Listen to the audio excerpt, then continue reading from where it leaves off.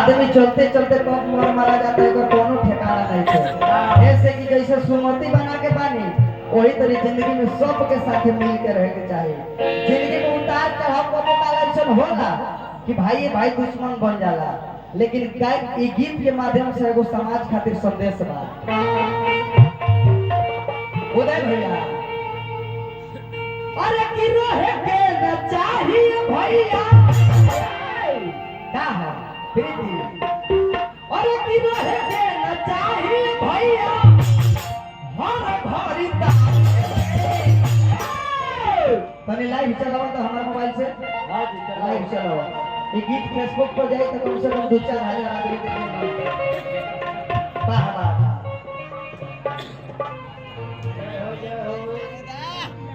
अरे किरे न चाहिए भैया हर घड़ी कहे कि कोई जन्म लाग जाई। उदय भैया गलती ना नो, उदय भैया गलती ना नो, हमरा से गलती हो ही ना सकेला। लाइक कर सुखार भैया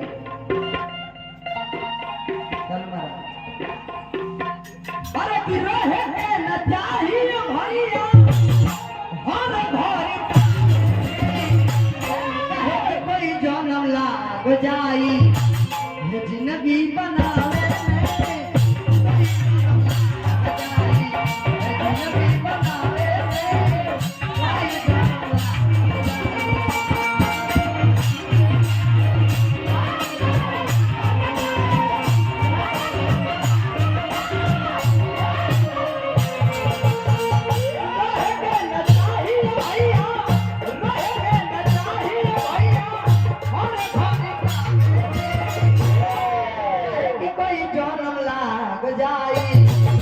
जिंदगी ही बनावे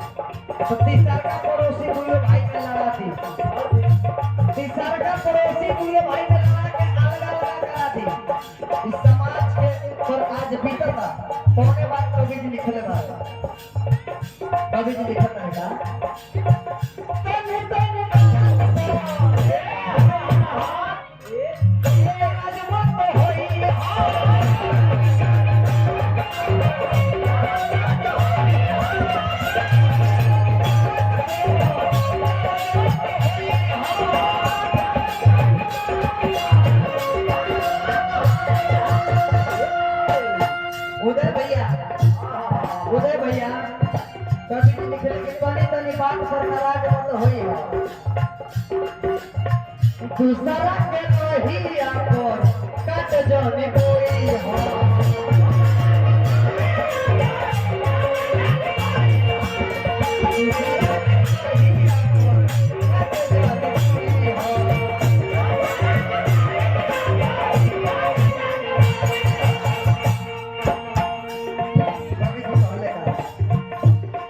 उदय भैया चाहे हम होगी चाहे वो सब होगी पानी का एक बात अगर आवेश में हो के कबो गलत कदम ना उठाए के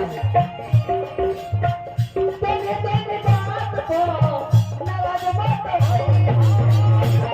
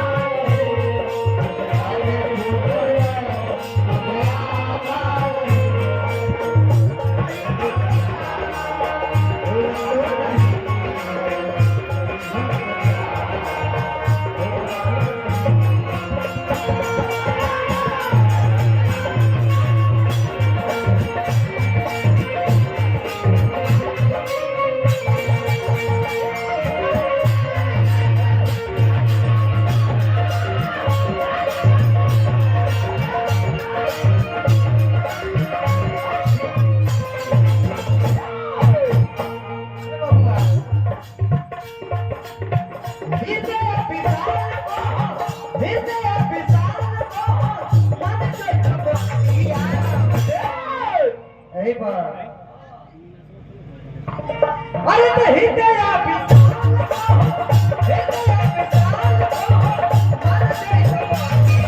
अरे काहे की कोई जोरम लाग जाई अरे की कोई जोरम लाग जाई अरे है जिंदगी